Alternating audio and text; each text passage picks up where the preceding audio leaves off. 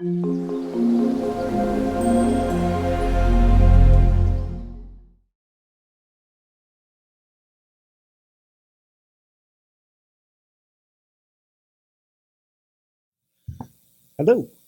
I'm going to tell you just some personal experience, a very quick aside, that if you are at all interested in pretty much anything, come here on a Tuesday night and listen to Greg's lectures because not only is there a focused subject which is discussed, but then there's a Q&A afterwards where it really becomes sort of a group discussion. And I've never walked out of here not having learned 10 things in an evening that I didn't walking in. So it's very much worth it. And it's kind of a self-selecting group that hangs out here. So it's pretty great.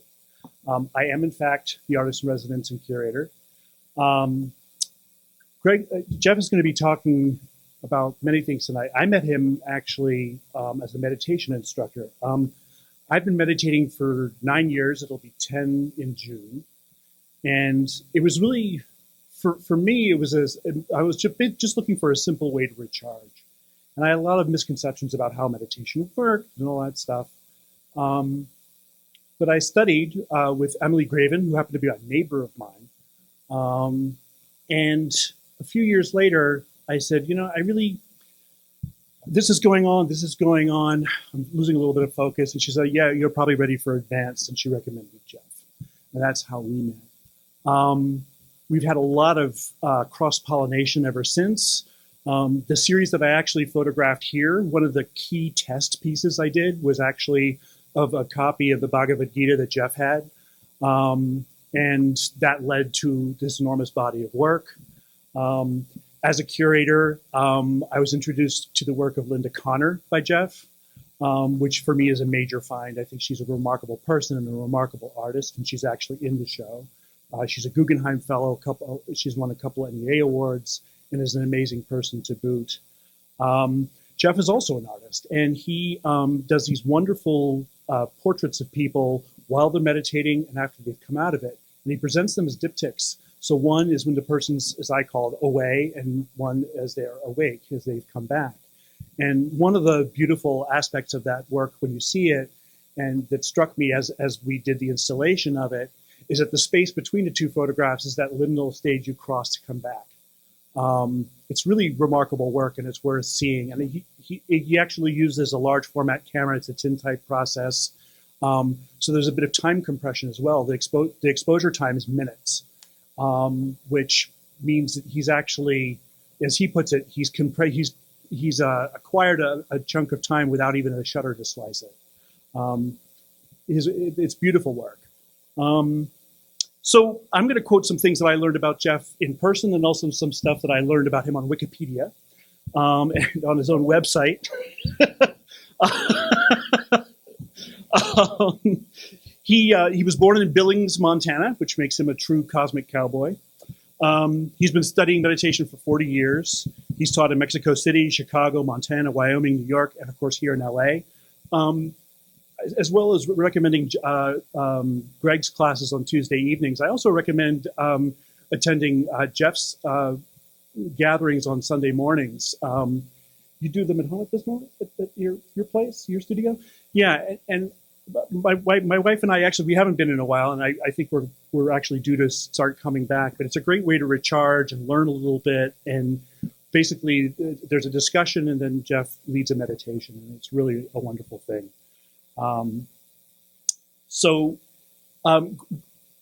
Jeff also walks the walk. He's traveled quite a bit. He's traveled to India quite a bit. As a matter of fact, when we had the opening reception for the Unified Field, Jeff couldn't make it because he was in a Delhi hospital recovering from altitude sickness after coming back from the Himalayas. So that's some loose context in the way that I know him. You're in for a treat because he's a really fascinating guy. And one of the things that I really like about the Vedic meditation practice and about Jeff specifically is that it's a very practical, no-nonsense approach to something that also has a mystical dimension. Thanks very much, and welcome Jeff Kober.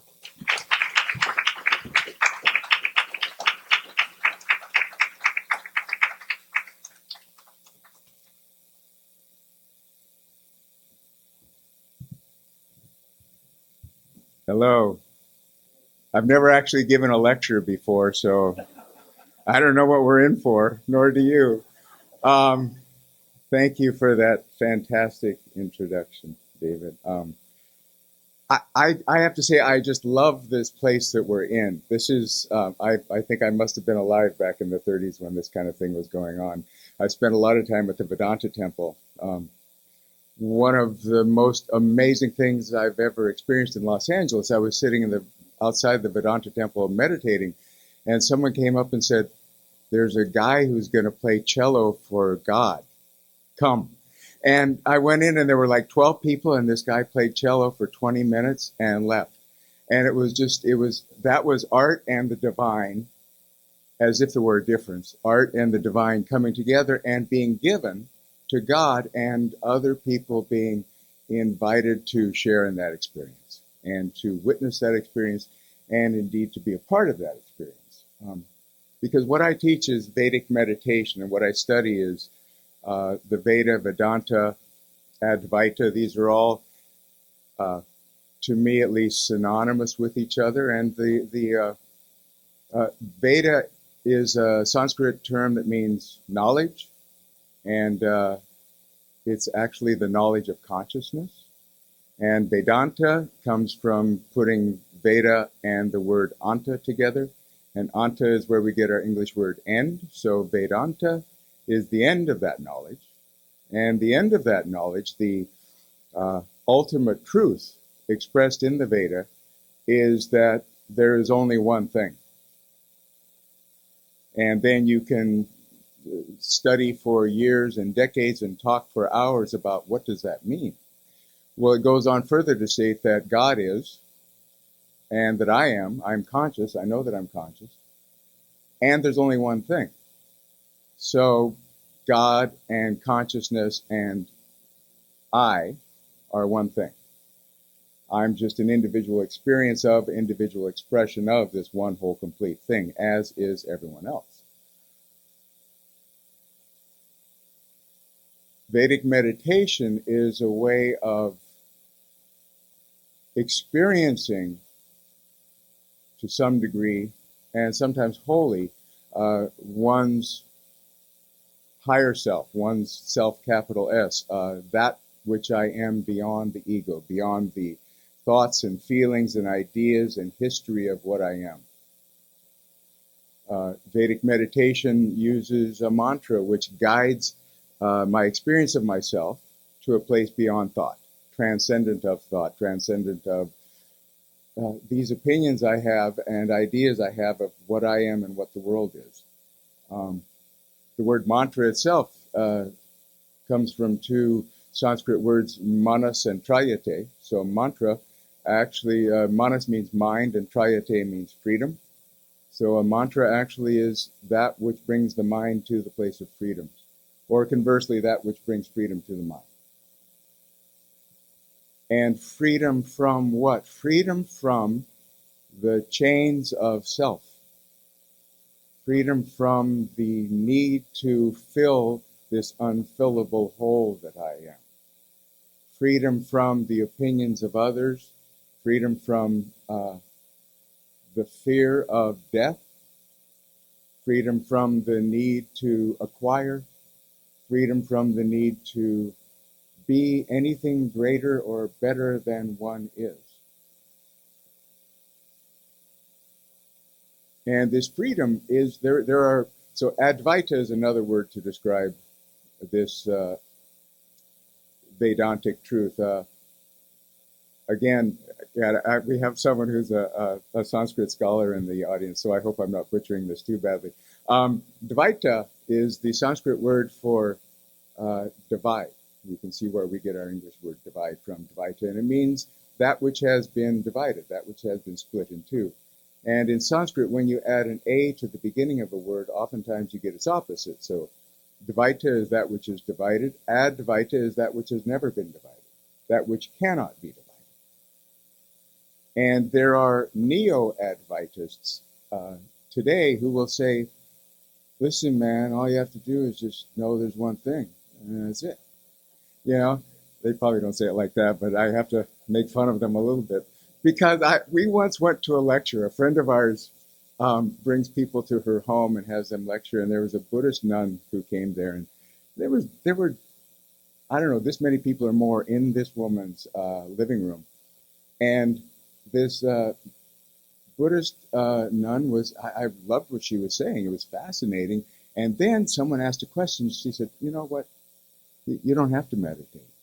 You just know that truth inside of you. Just go beyond those thoughts, you know." And she said, "You know, I meditated for 18 years, and then I just suddenly realized I don't need to do this." I said, "You meditated for 18 years. If I could get beyond my mind, I would have done it already." You know, when I first started meditating, I thought I was supposed to try to still these thoughts, quiet this mind down, with the hope that if I could make it quiet, I might find a little peace, because it was not peaceful in here at all. And so I would close my eyes, and someone like me, when I close my eyes, the thoughts just get louder, and they say things like, "You're going to shut us up?" "I don't think so." And they use a lot of profanities when they say that as well. And so I tortured myself with meditation for a number of years. And then I found this process of transcending that mind. And as soon as I began to know myself as this other thing, as soon as I even broke through the seeming boundary between me and this other thing, everything began to change, because suddenly I was able to see the thinking rather than being the thinking. I was able to experience the movement of sensation and emotion through this body without thinking necessarily that it was giving me useful information about myself or life. You know, as David said, I've been to India so many times, and I've been studying meditation and philosophy and spirituality for somewhere close to 40 years.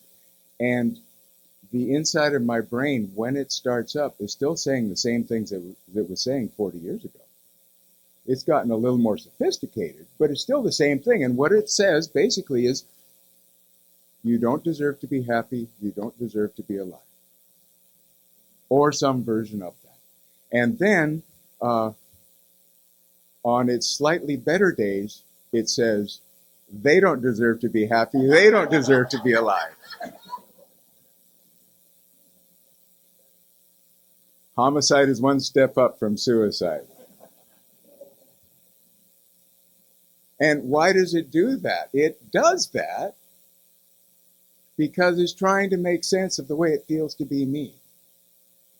And it's trying to solve the problem of me. And what is the problem of me? I'm unhappy. I'm unfulfilled. I look at other people, they seem to know what's going on. They seem to know how to do things. They seem to have a trajectory in terms of life and love and health and career. And I didn't have any of those things. I was a mess. I was just a dark hole of unworthiness. Really, I don't overstate this at all. And I was given a certain mythology as a child. And what's that mythology based on? It's based on the religion I was raised in. It's based on the feelings of my mother when I was in utero. It's based on the stresses that were stored in the cells of her body, that were stored in the cells of my body as I was in utero. And on through childhood, I was taught that my perceptions don't matter, and that there is a perfection that I will never attain, and that I should just feel lucky to be alive, and don't even think about being happy. And so I have that mythology, and then life occurs, tragedy occurs, and suddenly I see myself as not good, and then that whole mythology goes, see, here it is. This is the truth. You don't deserve happiness. You don't deserve to be alive.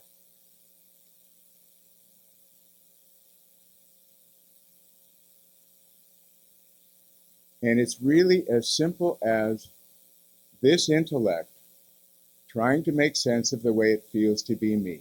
I had life experiences that made it really uncomfortable to be in this body. And then it's this simple. The mind says, you don't feel good? Well, of course you don't feel good. You aren't good. And here's how you're not good. And on and on and on and on and on. Now, it tells me that in order to solve this problem of I don't feel good, I don't feel happy. The mind is a brilliant problem-solving tool. The problem with this technique is that I'm not a problem. I am a process. I'm not even a thing. The Veda says there's one whole complete thing, and one of the metaphors that they use to describe how we might imagine this one whole complete thing, and then there's all of us, is think of the ocean. It is one whole complete thing. This is pure being, the realm of pure being. And then there are waves upon this ocean, individual expressions of this one whole complete thing. I am one of these waves, one individual expression, one energy expressed from this one underlying whole. Now, if you watch a wave in the ocean, it's not a thing, it's a movement. It's a movement, not even a movement of water, it's a movement of energy that raises the water and then the water lowers back down. I'm not a thing. I'm not a product to be fixed, to be figured out. I'm not a recipe to be cooked properly. I thought I had to find perfection in order to be okay, but I find perfection about as often as a broken clock is right. Twice a day for that much time, and then it's gone. So we have to get to an experience of ourselves as a process rather than a product, and begin to use some other experience of what we are to define ourselves, to guide ourselves, and to know ourselves. Now, we're taught that this is what matters. All these thoughts are what matters. When I was a kid, it's not even just the thoughts. We were taught how to find what's wrong out here so we can fix it. We used to have these pictures of what's wrong with this picture. And there'd be like a tricycle in a tree and a cat with two legs, and you'd have to circle them, and that's wrong, wrong, wrong, wrong. We were being taught how to judge ourselves and the world as broken. And we take this in, and then we're taught that this is what matters, that our intelligence is what matters, that our opinions are what matter. And then we use this to define ourselves. And as I said, this is a problem-solving tool. Now, if I use this to solve the problem of my unhappiness, first of all, what is a problem that I can use it for? Buy something from IKEA. That is a problem that you have to solve progressively. There, you put this one with this one, and you put that one with that one, and oh, I forgot to put that washer in, so you go back, and you put it in, and you move progressively from you build this much of it to you build this much of it till you built the whole thing. And where I started was I had a pile of things, and where I ended was I have a whole complete thing. That is the proper use of my intellect. I have solved the problem of the crib or the chair or the, I don't know, do they make sinks? I don't know. I need a new sink for my dark room. But now if I use this intellect to try to solve the problem of my unhappiness, what have I done? I've said, where am I? Unhappiness. Where do I want to be? Happiness. I've just defined happiness as being somewhere other than where I am.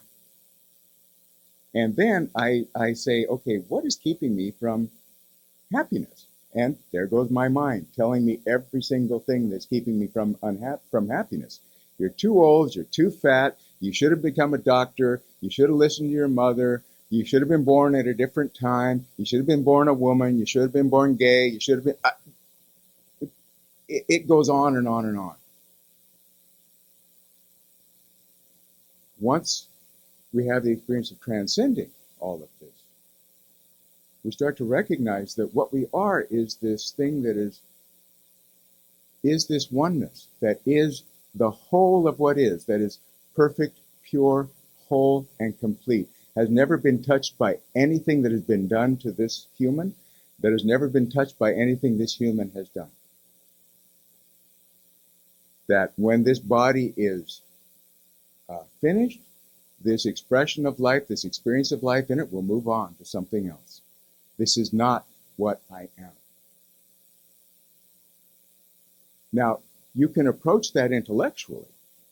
I can tell you this, and you can say, well, that sounds interesting, and that might be helpful to me, that might be useful.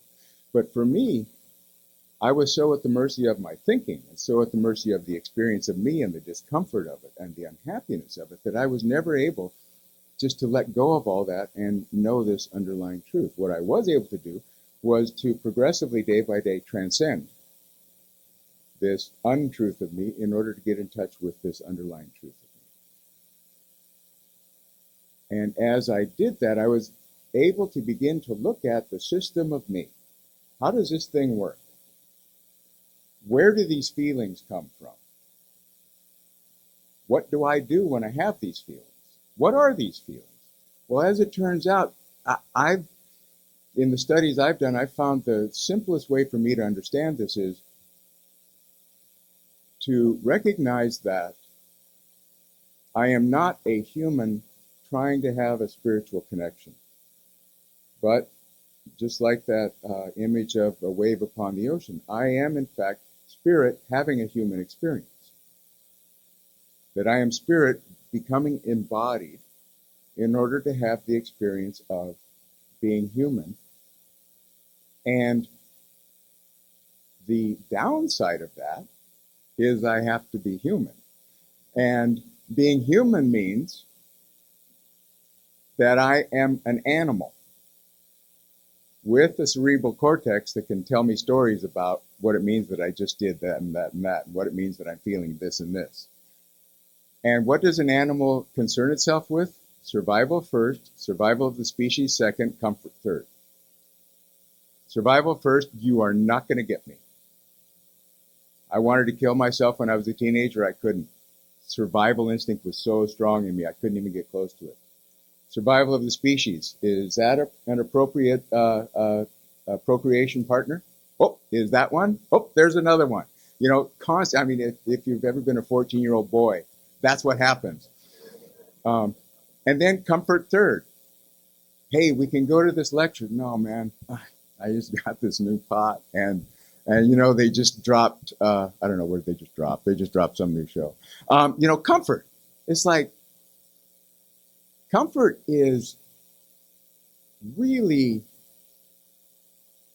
challenging to get past because this whole system, this whole body wants to be comforted. You know, I'm not going to go into what I've done to comfort myself. There are many 12-step programs for people like me, and I've belonged to several of them.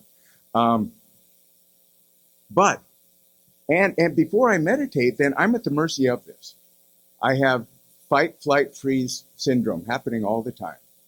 And I'm looking to survive, I'm looking to procreate, and I'm looking to get comfortable.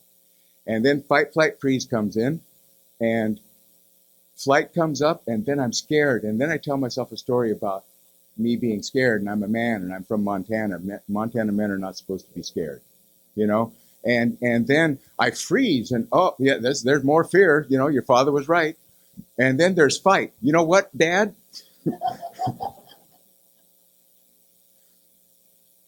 And that's what I am. That's everything that's going on in here. Now, meditation happens, and suddenly I am able to settle into and have an experience of what I am that is other than that. And when I am something other than that, I can watch that go through me and go like, wow, that's a big one. Wow, if I were that guy, that would be scary. Yeah, I shouldn't tell this story, but I will. I just had coffee with. I have two dear friends in the world, and I just had coffee with one of them this afternoon. And one day, several years ago, when I first started meditating, we were standing and talking. I've never had a fight with this man. I've never had a bad thought about this man, nor has he about me. It's like a blessed relationship. We don't spend quite enough time together to get on each other's nerves. And when we see each other, we're always delighted to see each other. And apparently he stepped into my discomfort zone, and he was still talking, and fight, flight, freeze got triggered in me. And the thought that went through my mind was, you know, I could punch him in the face twice before he even knew it.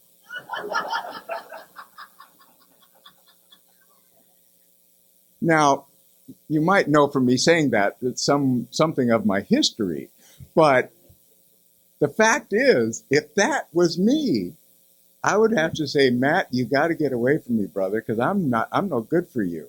I'm going to hurt you, you know? And I would have to get some serious therapy, probably some medication. I'd have to probably get myself institutionalized because normal people don't think that way. So I must not be normal, so I have to get fixed. Now, to know myself as spirit, having this human experience, this animal experience, suddenly I go like, oh, that's the animal of me just coming up. It was giving me no useful information about myself or the world I found myself in. And I was able to know that because I have this twice daily experience of being something other than these feelings, these thoughts, these ideas, these impulses.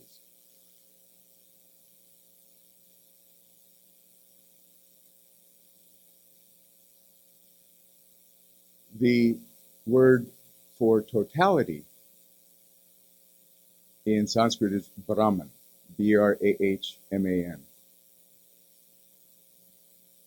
Brahman is totality. Atman is individual experience of totality. The Upanishads, which is one of the teachings of Vedanta, says that Atman and Brahman are the same. And the word Brahman comes from a Sanskrit root, brh, B-R-H, which actually means to expand. So the whole point of totality is to expand. The whole point of Brahman is to get larger, to get greater, to expand to the furthest reaches of the universe, to infinity, as we understand it. Now that means it had to collapse at some point. It had to have some place to expand to. The way I've been taught to understand that is that Brahman gave itself a fantastic gift. It gave itself the gift of forgetting, in part, its totality with itself. Because it was just hanging out, being Brahman, not able to have a conversation because there was only one thing. There was no time passing because there was only one time. There was nothing happening because there were no two things. And it gave itself this gift of forgetting, in part, its oneness with itself in order to have the joy of remembering its oneness, of self looking across at self, recognizing self and saying, we're the same. Hello. Namaste. That the whole point of Brahman being is to have that experience of remembering its oneness with itself until it finally remembers itself wholly, and then it collapses again and starts over again. That forgetting of its oneness also can be seen as that metaphor of the ocean. There is that one flat expanse of pure being, and it is perfectly symmetrical.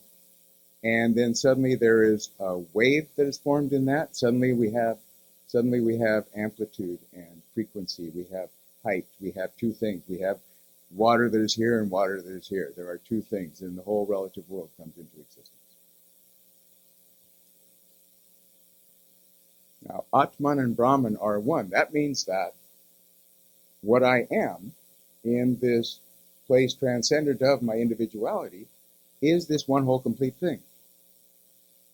Now, if we imagine this one whole complete thing as a field of probability, it can be seen as the unified field, is what they talk about in physics, that the unified field cannot be proven, but it does explain more than any other theory how all of this is here.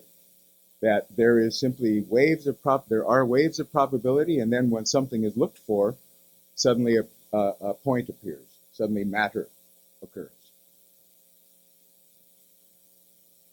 In this field of spirit, this field of Brahman, it's an infinite field, and I am an experience of that infinite field.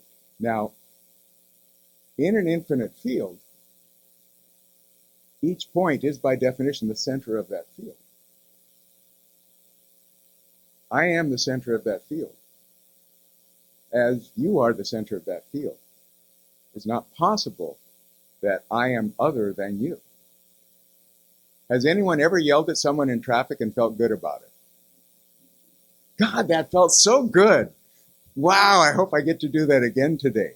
Never. Why? Because I'm yelling at me. I'm hurting me. There's only one thing: I can't hurt you without hurting me. It's not possible.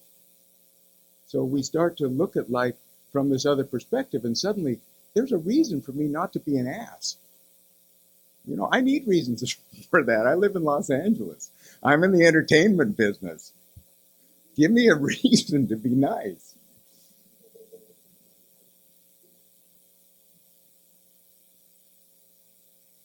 And that brings me to, I can't believe I'm actually getting there, David. I'm so excited. I had a goal, and I'm actually getting there. And I didn't have to skip anything. Brahman forgot its oneness with itself. It gave itself the supreme gift of forgetting in order to have the experience of remembering itself. Another metaphor that is used to speak of consciousness, to speak of this one whole complete thing, is the metaphor of light. And this one I love because if we think of light, we can know that there is no such thing as darkness. There are only places where light has not yet been shown. There are places of relative less light. And as soon as you shine light on the place where it hasn't been shown, it is now enlightened. So another way of looking at what the business of totality is about, it is about moving in the direction of those places where it has not yet been experienced. Light moving in the direction of the place where light is not. Now, one of the things about the meditation that I teach, Vedic meditation, is that it's 20 minutes twice a day. And that's a nice little vacation from yourself. It's a download of bliss chemistry. It's the beginnings of knowing myself as something other than all of this. But it's also just one part of the actual practice of this meditation. This is called the householder's technique. It's for those of us who have lives, who have families, who have jobs, who can't sit in a monastery and do practice all day long and study all day long. We have to get out into the world. And so the meditation and the growth from it continues to be carried out in between meditations. So that the way that I behave in the world is going to give me the greatest benefit from the meditation. I don't get to just meditate so I'll be a better banker or a better economist or a better car salesman, though I will be. But I'm really meditating so that I can expand consciousness within myself. Why? Because the more consciousness, the more enjoyment there is. I forgot to mention that this one whole complete thing also is bliss itself. You know. So the more consciousness I have, the more access to bliss I have.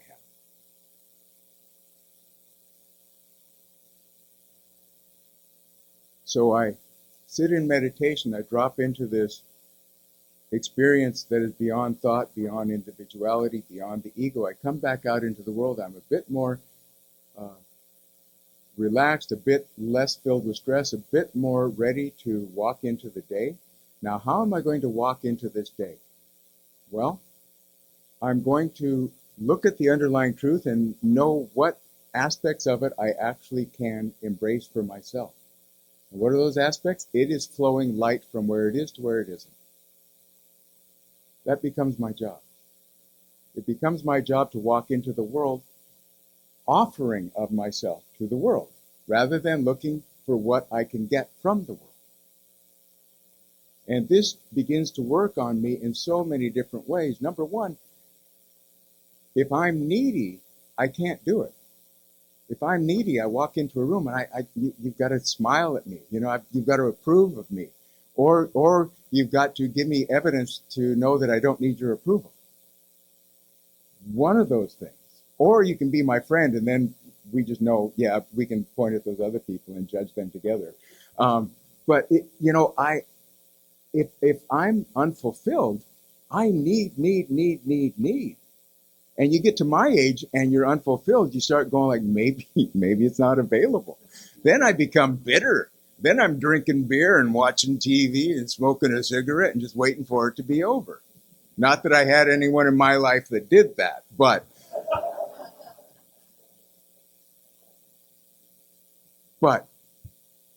this totality that we get in touch with, that we begin to know ourselves as, is fulfillment itself. And you actually begin to feel fulfilled for no reason. I ran into a friend hiking this morning with our new Labradoodle puppy. I'll tell you what, I got this puppy. Number one, I forgot how much work puppies were. But number two, the day he moved into our house, my energy level went up 30%. Get a dog, man. Just get a dog. And this guy he's just filled with life. And this story has nothing to do with my dog, so pardon me. But it's like telling stories about your babies. People's eyes just glaze over. I went on a puppy run there. But I ran into our friend Amy, and she says, "How you doing?" I said, "Oh, good." She said, "You working?" Yeah, Amy's a casting director. I said, "Nah." She said, "What? You're okay with that?"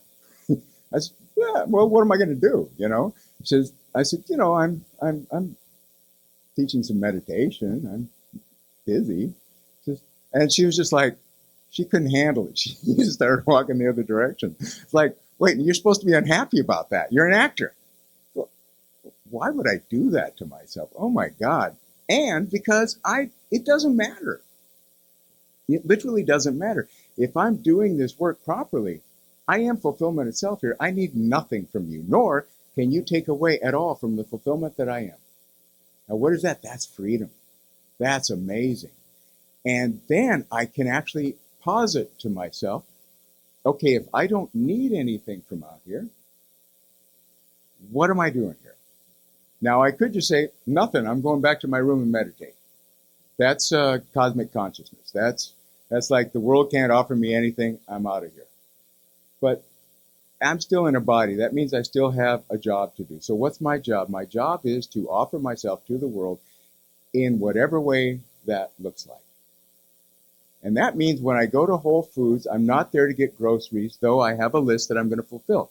My job there is to not get upset at the self-centered people blocking the aisle and ignoring me, and to make the day better for every one of the checkout people that I encounter there. It is so much fun to do that.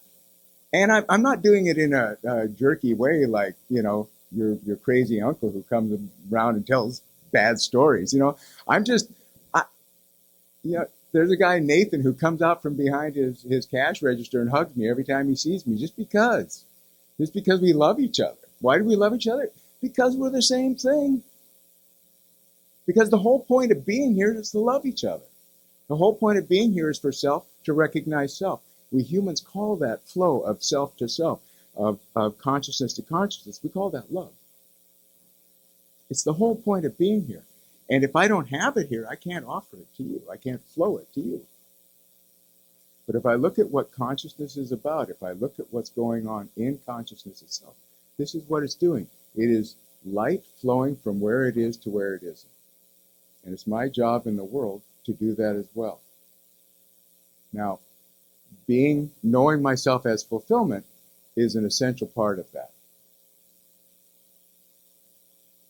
Knowing that every moment of every day is an opportunity for that is an essential part of that. Sri Aurobindo, who was one of the greatest Vedic sages of the 20th century and truly enlightened in my estimation, for whatever that's worth, said that all life is yoga. Yoga is that which joins small self to large self. It doesn't just mean physical exercise. There's the yoga of knowledge, the yoga of works, the yoga of love, the yoga of meditation, and the hatha yoga, the yoga of physicality. All life is yoga. That means that every moment is an opportunity for me to choose if I'm going to operate from small self or large self. If I'm going to listen to the voice of fear within me or listen to the pull of love within me. All life is yoga. And he went on to say, and this is, I love to throw this out along with that tidbit, is that if you remember that once in the morning and once in the night, it's been a good day. Because why? Because I am here being about the business of consciousness, being about the business of totality, remembering itself, flowing to itself. That means I have the characteristics and qualities of totality. And what is the first great gift that totality gave itself? The gift of forgetting. And me being in a human body means that it is a given that continually I will forget the truth of what I am. That continually I will step into situations filled with fear or not, thinking I need something or not. As one goes forward, these situations become less and less and less. But as long as I'm in a body, that is still here. And I could talk about a lot of different people that, I guess there's not a lot of people we could talk about that we can all agree were enlightened. There's a few, Krishna, Buddha, Jesus, I think we can agree on those, yeah. Jesus himself, one of the few things that they know that Jesus said that is actually written down, recorded by someone who heard it, is Inri, Inri, lama sabachthani. He said this from the cross, and it was, my God, why have you forsaken me? Jesus himself, the avatar of the divine, the embodiment of God on earth as a human, forgot in that moment, because of the depth of pain, his divine nature. If Jesus can't make it to the end, what chance do I have? None, but that's not the point. We were just talking before all this happened that I was talking to a friend on the way over here who had bashed in the side of his car. And I love the way the mind works. He bashed it in because he said, it's a big truck, and I went to the gas station and I was pulling into the big one because the little one, he's kind of tight, but someone pulled in front of me and I just went, okay, no worries. And I backed up and I went into the small one. And then just as I was pulling out, Dawn texted me. I looked down and I crunched the side of my car. So I'm thinking, there you go. That's what you get for being nice to people.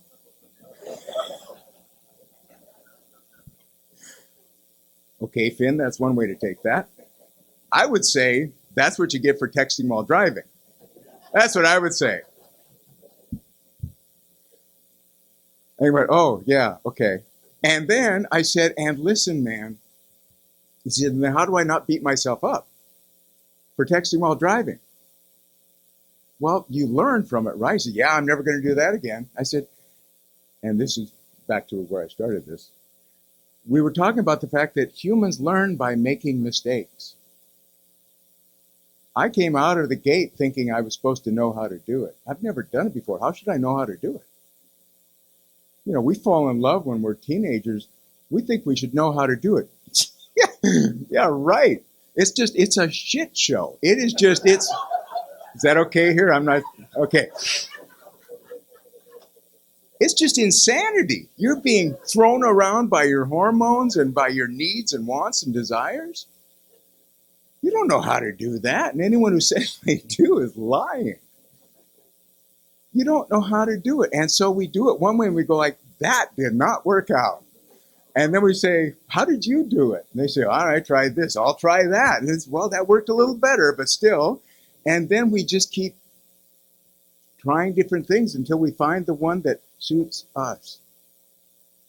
We find the morality that suits us, not some morality over there. It's the morality that I have as a human.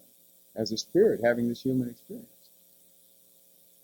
So I'm here having this human experience as spirit, and it is my job to know myself progressively more and more as spirit, even while I am embodied as a human. It's my job progressively to offer myself as an expression of spirit to everyone around me. It's my job to not buy the lie of the ego that I'm not worthy of happiness, that I have nothing valid to say, that art cannot come through me, that those people are real humans and you're not. Whatever that voice says, it's all a lie. And all it's trying to do is to stay in charge. Because just as it is totality's job, Brahma's job to expand, spirit's job to expand, it is ego's job, animal's job to contract. Because guess what? This is undefensible. It's dangerous. This, I can keep this safe. And what is this? This is self-centered. Everything that happens is about me. Oh, great, it's raining. I was going to have a picnic. Yeah, but there's been a drought. Yeah, I don't care about the farmers. You know, this is self-centered. Everything is seen through the lens of self. This is centered in the self. And centered in the self is what it is meant to be. Centered in the self, the only direction is outward. Centered in the self, the only thing I can do is to offer to the world rather than to take from the world. And you know what? When I am radiating in the world like that, nothing can get stuck on me. Your judgment of me, your opinion of me, your ideas of me, it doesn't get stuck on me because I'm not looking for anything from you. I'm just radiating outward. And further, it is practice whenever I'm doing that for everything else I do. The things that I do in my life is I teach meditation, I write, I take photographs, which your understanding of my photographs and the way you talk about them is like, you're going to have to talk about them all the time because I just take pictures. And I wanted to see if I could capture something of meditation. And clearly I have, but I'm not nearly articulate enough to say it the way you do. David is such an artist. I just love you for that, man. You know, I take pictures, tintypes, and I act. Every single one of those things, if I think about it and try to figure it out and try to nail it down, you don't want to see it. I might take a perfect picture, but there's not going to be any life to it at all. And I may come up with exactly the right way to say these lines, and there's not. I would rather stick needles in my eyes than do that to myself or to anyone else. It's just what matters is the idea of flow. What matters is setting oneself up to have an experience that is other than that of the ego. And what I have discerned for myself is that I have very little control over most of the things in the world. I have very little control over myself in any real fashion. I have none over you. I especially have none over what you're thinking or how you're feeling. What do I have control over? For me, I've discerned that I have control over my attention, my intention, and who am I identifying as at a given moment. So, what I want to identify as, what makes it worth being alive, what makes it fun to be alive, what allows creativity to come through me, what allows me to have an experience other than the ones I've already had, is to be grounded in and identified as spirit. That's what I am. I have opinions, they're worthless. I have ideas, they're not worth much more than my opinions. They only have worth based upon the worth that I give them. What is valuable in me is that I have connection with spirit. And when I can identify as spirit, that means I'm grounded here. And in the Bhagavad Gita, it says, established in being, capital B, perform action. When I'm established in being, when I know myself as spirit, then the action that I take has an opportunity, at least, to be in the realm of spirit and to be uplifting of spirit and as spirit. So, to the best of my ability, I identify as spirit. Then I set my intention for the situation. Now, I'm always going to have an intention living in me based upon my human animal nature. And the intention is going to be to get or to stay safe, or because approval has become a survival need in the modern world, to get you to see me in a way that I'm not seeing myself, to get you to see me as better than I'm seeing myself. That's going to live in me as a human animal. I'm going to walk into a situation and be afraid of what you're going to think of me, so I have to do something to make you not have that experience of me. So I'm going to set a different intention that will work much more profoundly than that intention, and that will completely surpass that intention. And that intention is the intention of spirit, of totality. It is to uplift. It is to offer to the world. It is, we have these regular meditations on Sunday.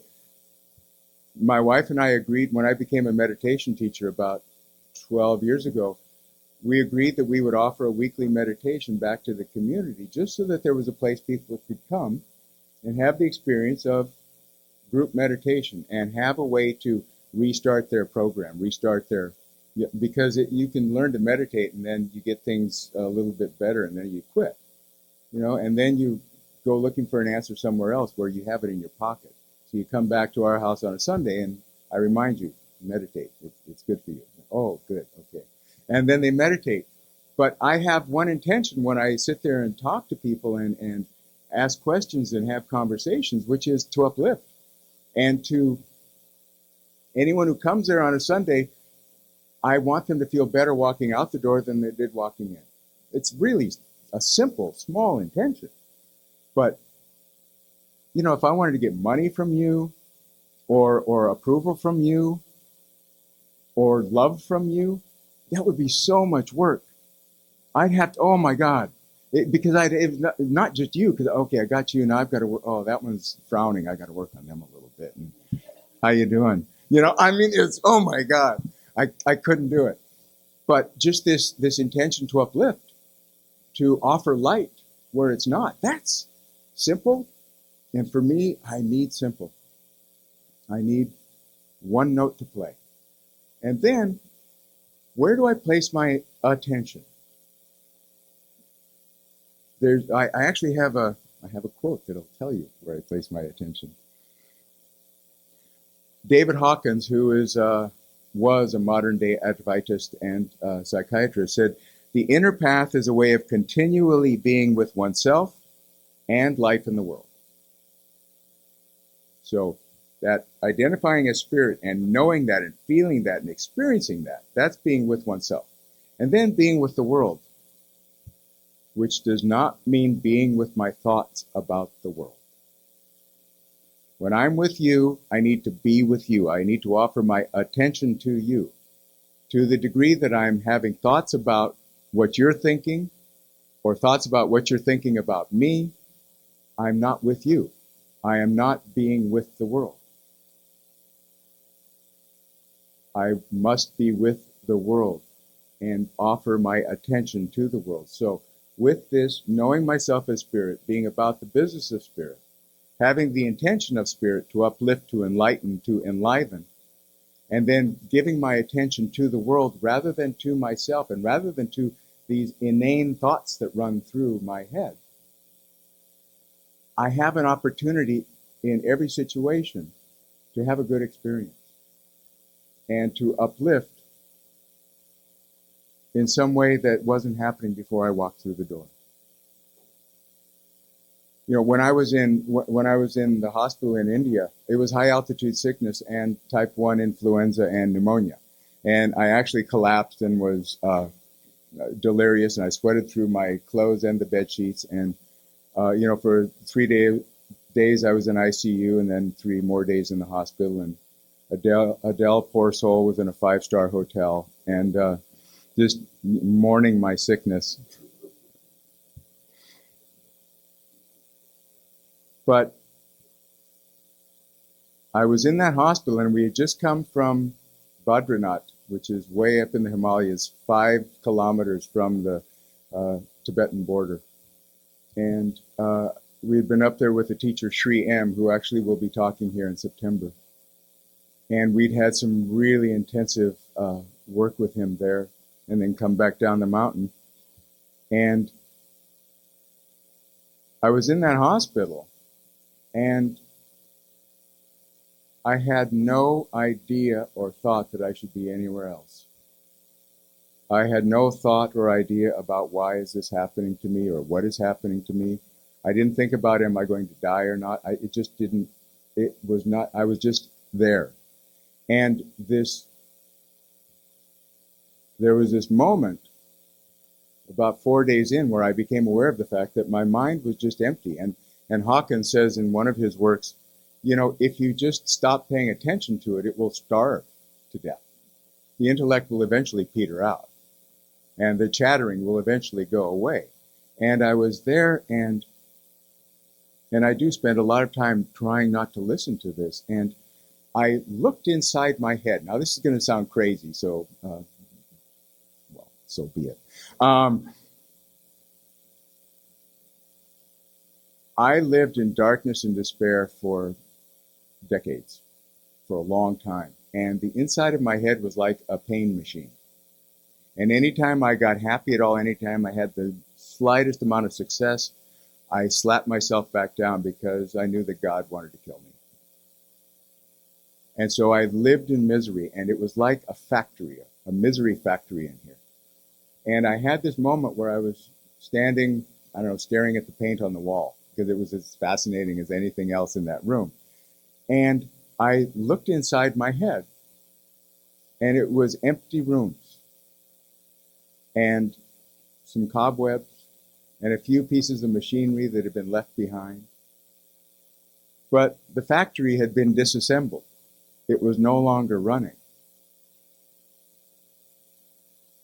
And that is, I'll call that a metaphor rather than a reality. But I believe that's what I'm meant to be doing, is to disassemble these limited ideas of myself so that I can have the idea of totality for myself. Because if there's only one thing, and that one thing is bliss itself and consciousness itself, I am the way by which that one thing experiences itself. I am the way by which that one thing expresses itself. And it guides me in the direction that it wants me to move in by making it feel better to move in that direction than not. By making it more blissful to move in that direction than not. And not necessarily more comfortable, but more enlivened, more real, more right. That's how nature guides itself. That's how totality guides itself. If I am this one whole complete thing that is all about making itself know itself more and feel more of its true nature, which is the nature of bliss, it is not possible that I am who I think I am. It's not possible that I am separate from that. It's not possible that the whole of consciousness is at one with God and at one with itself, and I'm separate from that. It is not possible. And when I start to recognize that, I can begin to let go of these ideas of my smallness. Let go of these ideas of how I don't deserve. Let go of these ideas of I have nothing to offer to the world. I have everything to offer to the world. It's just not what I think it is. And when I follow the movement of the laws of nature, the simple guiding force of evolution of consciousness moving through me, expressing through me, I can have a life of joy and wonder and ever unfolding now and new and creation.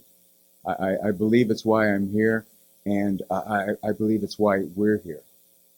And I thank you so much for listening.